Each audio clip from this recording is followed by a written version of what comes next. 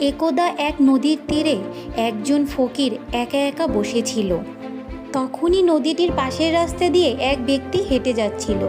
ব্যক্তিটি ফকিরকে দেখে দাঁড়িয়ে গেল এবং জিজ্ঞেস করলো, বাবা, আপনি এখানে বসে কি করছেন?